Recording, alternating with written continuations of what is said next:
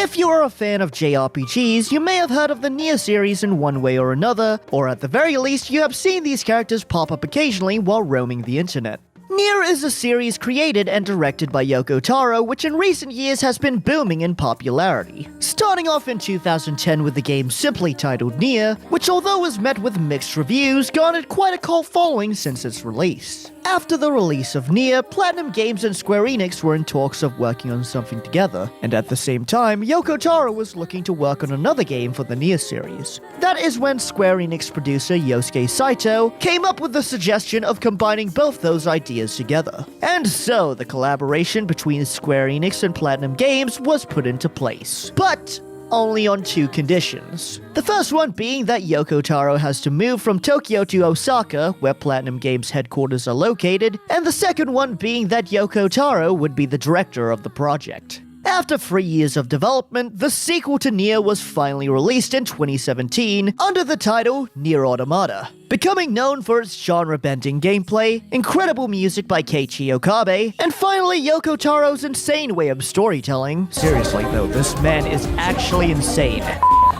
Nier Automata would become the game that really brought the series into the spotlight, with the franchise eventually getting a remake of the first game, its own mobile game, and just recently at the time of me recording this video, an anime adaptation of Nier Automata has just been announced.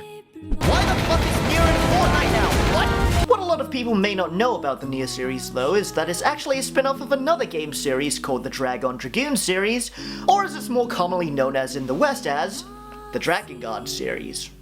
One fateful night out drinking, Enix producer Takamasa Shiba and Ace Combat director Takuya Iwasaki were brainstorming ideas for a game that included aerial combat with dragons. Since that night on, Iwasaki, after the completion of Ace Combat 3, left Namco, whom he was working for at the time, and together with Shiba joined forces to found the game development company Caviar. And from there, they started working on their first game, which at the time was under the stand-in title Project Dragonspear. Initially, Iwasaki was intended to be the game director for the project, but was unable to take up the position due to him being busy with other projects. So instead, they chose Yoko Taro to direct the game and write its script with fellow writer Natori Sawako.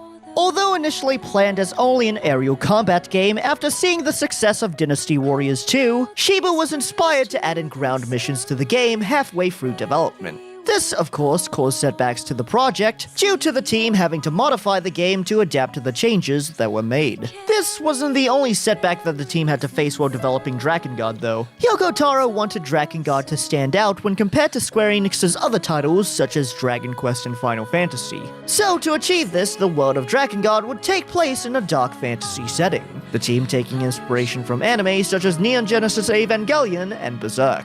Unfortunately, due to the dark tone of the game, the team was asked by the advisory board on multiple occasions to make adjustments to the game's content, which combined with the stresses of time constraints made Yoko Taro at the time swear off of working on another Drakengard game. Drakengard was eventually released in 2003 in Japan, and then a year later in the West. As a fan of the Nier series, I have always wanted to check out Drakengard to see where the Nier series all began. So, with the game finally in my possession, why don't we boot this sucker up and give it a try, shall we? The world of Drakengard is set during ancient times, where there is an ongoing war taking place between two armies. Those armies being the Union and the Empire. In this game, we play as Kaim, a member of the Union who with the rest of the army are currently protecting the castle from invading Empire soldiers, whose goal is to kidnap his sister, the goddess Furiae. After being mortally wounded in battle though, Kaim stumbles across a red dragon who is also wounded by the Empire's attacks. Kaim, whose parents were killed by a dragon sent by the Empire, readies his weapon to finish it off, but in the end, both him and the dragon decide to form a pact with each other in order to stay alive. Tell me, do you still want to live, dragon? What? A pact! There's no other way! What makes you worthy of a pact with me? Worthy or not, I wish to live. Despise me if you will, but I shall not die. Your answer, a pact or death! And from there, Kaim rides back into battle to continue fighting against the Empire. Drakengard has two main styles of gameplay, which are separated into two types of missions. Those missions being the ground and aerial missions. For the ground missions, the main objective is to hunt down all the target enemies on the map, while also hacking and slashing through groups of enemies to gain experience points. Despite being called ground missions though, you aren't just limited to fighting on the ground. That is because you can call upon the dragon and ride them around the map. There are some disadvantages to riding the dragon though, such as some areas like forests can't be accessed while riding the dragon, enemies in red can reflect the dragon's attacks due to them being resistant to magic, but the main disadvantage is that it's really easy to get knocked off the dragon by the archers, since it barely takes any hits to knock Kaim back to the ground. Once you have defeated all of the target enemies on the map, the mission is complete. For the aerial missions, you take to the sky riding the dragon with the purpose of eliminating everyone. Yeah, that's pretty much about it. The aerial missions are pretty simple at first, but as you progress, the game throws in new enemies for you to fight with their own methods of taking them out, as well as introducing you to one-on-one boss battles, which I found extremely fun due to how challenging they can be. The aerial missions are definitely a bit tougher than the ground missions though, and that is mainly due to the fact that there is no way of replenishing your health throughout the entirety of the mission. So basically, it's all up to you to take advantage of those dodge buttons, and simply don't get hit, dumbass. But that being said, you can change the difficulty from normal to easy to speed things up, but I ain't doing that because I'm not a little bitch. After completing a mission and depending on how much experience points you have accumulated, you have the chance of leveling up. There are two things that you'll be mainly leveling up in this game, those things being Kaim himself, as well as whatever weapon he has equipped. Leveling Kaim raises his max HP, while leveling weapons increases things such as how much damage the weapon deals, how many times Kaim can swing the weapon, as well as increase how much magic it can store. Speaking of weapons, there are a wide variety of weapons for you to collect, from swords, hammers, and spears, and other things like that. Collecting weapons is incredibly important later on in the game, but I will talk more about that later on. The dragon, however, unlike Kaim, doesn't level up from experience points, but instead evolves in line with the story. One helpful thing you should know about during the ground missions is how the chain combo system works. Right next to your health and magic bar, you will find a counter that goes up each time you hit an enemy. That counter is your chain combo, which resets if you don't continue the chain after a second or two. The main reason why you want to aim for a higher combo is for the chain bonuses. The chain bonuses being stuff like bonus experience points, but more importantly, green orbs that replenish your health. Aside from story missions though, you also do have access to free expeditions, which are basically side missions that you can do to grind for levels. That being said, you can grind for levels by replaying story missions that you've already done, so you may be wondering, what's the point of free expeditions? Well, the real reason why you want to do the free expeditions is to do the requirements to unlock the final ending of the game, which I will talk more about later on. But anyway, after storming the castle and rescuing Furiai and her betrothed Inuit, the group move off from the castle and travel to the elf village for safety. Unfortunately, upon arriving at the village though, we find out that it had already been invaded by the Empire. After investigating the area, we come across this dying elf that briefly tells us about this group called the Watchers, who seem to be a cult who are conspiring with the Empire. Who the Watchers are and what their goals are still unknown. Before we continue on talking about the story though, why don't we take a moment to talk about our main characters. We of course have our main protagonist Kaim, who prior to the game's events was the son of royalty, until one day his life would take a drastic change when a dragon sent by the Empire murders his parents and destroys his nation. Since that day, Kaim would join the Union in hopes of exacting revenge on the Empire, and as the game progresses, he is shown becoming more and more bloodthirsty, enjoying nothing more in life than to slaughter his enemies. Accompanying Kaim as his pack partner is the Red Dragon. Dragons are known to be superior beings, even acknowledged by other creatures as the lords of the natural world. The Red Dragon makes this fact very known throughout the game, constantly boasting about how her race is superior to humans at any opportunity given to her. So yeah, basically what we have here is a bloodthirsty edgelord and a narcissistic dragon who are forced to stick together through a pact. What a great pairing. One of the more important characters in the world of Drakengard is Kaim's sister, the goddess Furiai. Before the game's events, just like Kaim, Furiai was raised in royalty. That was until one day when her life was also changed forever, when the hierarchs appointed her to take up the important role of Goddess of the Seal. In the world of Drakengard, there are 4 seals that protect the world from chaos, 3 of which are located in the forest, the desert, and the sea. But the 4th and final seal, however, is placed on those who have been appointed the role of the goddess. It is said that once all 4 seals are broken, these things called the Seeds of Resurrection will start appearing around the world. It seems that the Empire and the Cult of the Watchers wants to summon the Seeds of Resurrection with the purpose of using them to reset the world. So with this knowledge, it is up to us to try and protect the seals and stop them from doing that.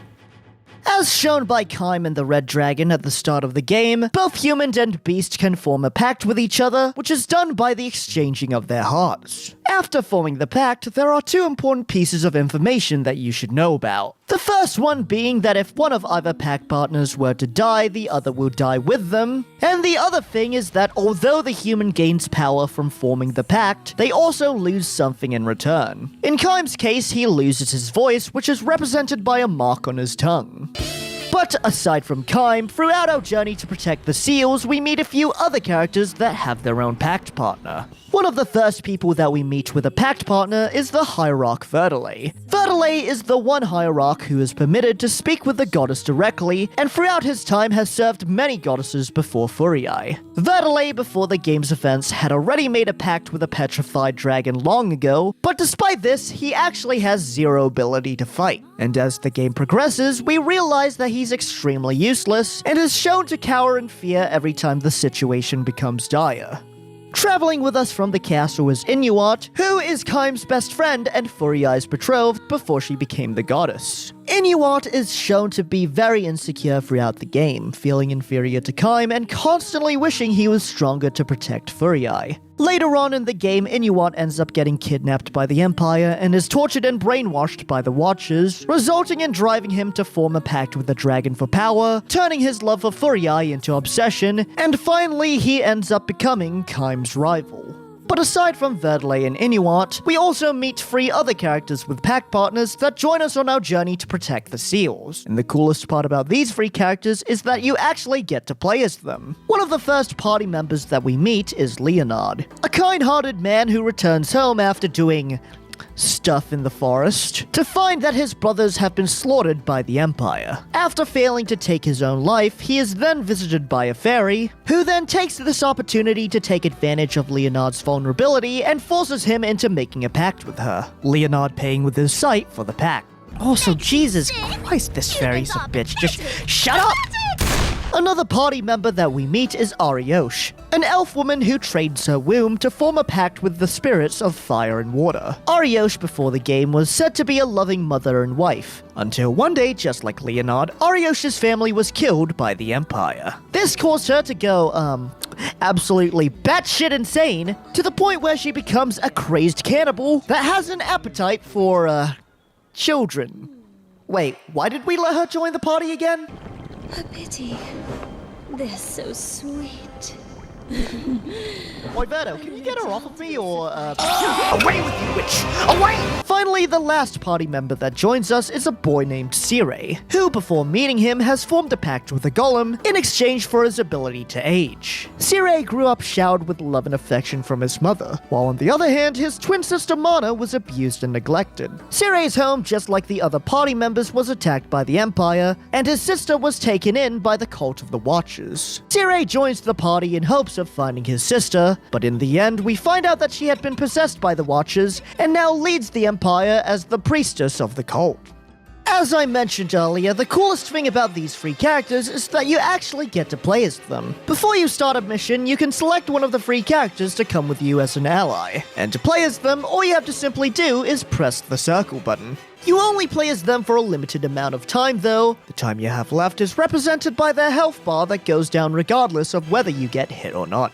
Although you can only summon them 3 times per mission, they do deal a lot of damage, and I found them extremely useful to use whenever I feel like I'm in a pinch. As you may have noticed, what a lot of the characters have in common is that they all come from traumatic backgrounds, which of course caused them to have, issues. I mean, seriously, that cannibal thing, it's a little weird, man.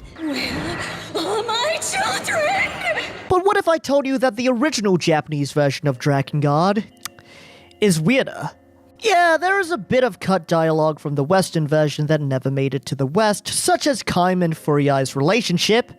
Sweet home Alabama. But the biggest thing that they cut out was details on Leonard's backstory. You guys want to know the reason why he wasn't home while his brothers were getting slaughtered by the Empire? Well... What the fuck? Leonard is very fond of Sire. Yeah, I bet he fucking is, eh? Maybe it's a good thing he lost his sight, huh? But anyway, going back to the story so far, Kaim and the party, after failing to protect the seals, are eventually reunited with Inuart. Under the control of the Watchers and now partnered with a black dragon, Inuart tries to convince Furiai to come back with him to the Empire. But after she refuses, Inuart readies to take her away by force. After clashing with Inuart though, the party is then defeated by him, resulting in Inuart taking Furiai back to the Empire. With nothing left that they can do, the party then moves off to Imperial land to continue fighting against the Empire army. I am personally really enjoying my time playing Drakengard, but admittedly, it is not the most perfect game in terms of gameplay, cause goddamn this game can feel a bit janky at times. One of the big reasons why the gameplay feels so janky though is because of the camera controls. Like most games, how you control the camera is by using the right thumbstick to reposition where the camera is facing. So yeah, that's cool. So what's the problem? Well, the problem is that for some reason in this game, as soon as you let go of the right thumbstick, the camera instantly snaps back to its default position instead of it staying faced where you want it to be. A workaround for this issue is by using the block button, which repositions the camera to wherever Kaim is facing. You do get pretty used to dealing with the camera this way after a bit, but it's definitely something I wish wasn't a problem in the first place. This is a minor issue that I have with the game, but I still thought it was worth mentioning, and that is that clicking down the right thumbstick turns off enemies' health bars. Cool. But why? Why not just keep the health bars showing and use the thumbstick button for something like, I don't know, repositioning the camera to where Kaim is facing like the block button does, maybe? And finally, my last issue with the game is that the ground missions get pretty repetitive after a while. At first I found them to be really cool, and it was especially fun riding the dragon and mowing down enemies with fireballs. But after a while that gets pretty old, and you quickly realize that all of the ground missions are pretty much the same thing. You load in, you kill the target enemies, you complete the mission. Rinse and repeat. Thrilling. But anyway, after a long and hard battle with the Imperial Army, the Union come out victorious. As we begin to celebrate our victory though, suddenly from the sky, hellfire rains down upon the Union. The sky turns crimson red, and the Imperial Army start to rise from the dead one by one. As Kaim slashes through the hordes of undead soldiers, we notice a floating fortress that looms over us. After defeating the undead soldiers, we fly towards the fortress, charging through the swarms of enemies to reach Furiai. But as we finally make it to her, we realize that it's too late and she is already dead. With all the seals of the world shattered, the seeds of resurrection start to sow themselves around the world. Inuart, heartbroken from Furiai's death, takes her body and moves off to find the seeds of resurrection in an attempt to resurrect Furiai. On the other hand, Kaim moves off towards Mana to take revenge. Finally catching up with Mana, Verdelay tries to restrain the child with magic, but that causes things to go completely wrong, resulting in her turning into a fucking giant. After a long and hard battle and many attempts, it all comes tumbling down, tumbling down, tumbling down. We finally defeat Mana. Mother! Mother! My mom! With that situation aside, there's still the question of what to do about the broken seals and the seeds of resurrection. After being comforted by Kaim, the red dragon steps up and offers herself to become the next seal. As Verdelay casts the spell to mark the beast with the seal, the dragon says her final farewells to Kaim and reveals her name to be Angelus, making Kaim the first and last human to ever know her name. Angelus. My name is Angelus.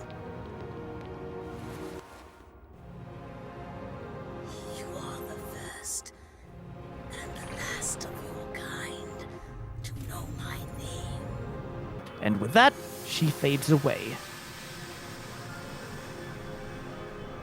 Alright, time to get the 4 other endings. Yeah, because Drakengard at the time was never planned to have a sequel, the developers decided to have the game feature 5 different endings. This ending system would end up becoming a staple in the Drakengard and Nier series. After getting the first ending, you unlock new options for earlier chapters in the game, which would take you on different routes that would unlock more chapters that would lead you to the other endings that all have their own unique final boss. The different endings would give us answers to questions we may be asking after finishing the first ending. Answers such as, what if Inuart puts Furiae in the Seeds of Resurrection? Spoiler alert, fucking nightmare fuel.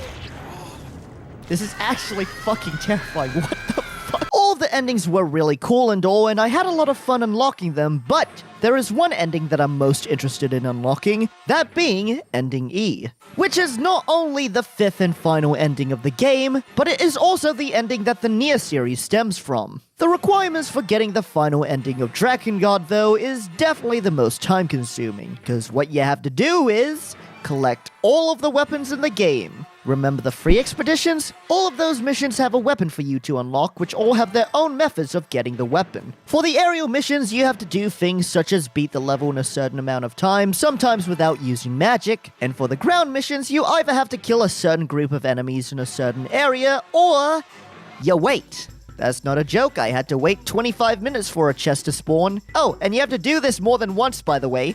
But after finally collecting all of the weapons in the game, this took me way too fucking long, we finally have access to the last chapter of Drakengard. For a quick rundown of what happens prior, after killing Mana in Route D, this causes the Watchers to reveal themselves, and apparently they are these things.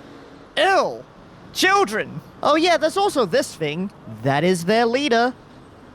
I hate it.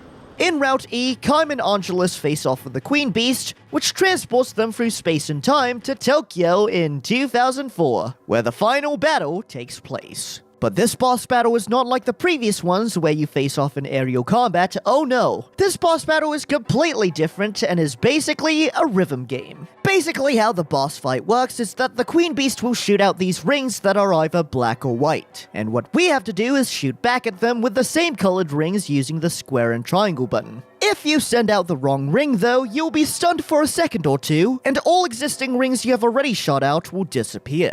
At first though, this doesn't sound like a big deal, but it definitely does become a big deal when you hit with shit like this! What? But finally, after many failed attempts and close calls, we finally defeat the Queen Beast, and the day is saved. Oh. Well, this is awkward. Okay, I guess we can end the game now. Drakengard was an absolute trip to play through, although I did find the gameplay of the ground missions to be pretty repetitive after a while, and the camera was also a pain to deal with. I did find the aerial sections of the game to be extremely fun. The story was also incredibly interesting, and the theme I felt was definitely a breath of fresh air compared to Square Enix's other works at the time. Drakengard is definitely one of those games where I think the gameplay is okay, but the story is what really makes it shine. The Drakengard series would go on to release 2 more games, Drakengard 2 taking place after the first ending, while Drakengard 3 being a prequel, which I'll talk about those games more in their own videos sometime in the future. But anyway, thank you all for watching the video, I'll catch you all in the next one, bye-bye. Hello everyone! Yes, I know, different hair, shut up! Thank you all for watching till the end. I know these videos take a while for me to produce, and I apologize for that. But life has definitely been a bit hectic lately, but hopefully, I should have a good upload schedule soon. Why are you laughing? I'll beat you. But also, a huge thank you to everyone who's supporting me on Patreon. Their names are right here, wherever I am editing it. If you're wondering why I look dead in this footage, that is because I am running on 2 cups of coffee. God help me. You guys really help me out with making these videos, and your support is very much appreciated. But with that being said, that is all I have time for today. If you want to keep up with what I'm doing in life, you can follow my Twitter and Instagram at CodeNamePix on the... And I also occasionally stream on Twitch if any of you want to chuck me a follow there. Shameless plug. I've also left all of my links in the description below. But anyway, guys, once again, thank you all for watching the video. I'll catch you all next time. Bye-bye.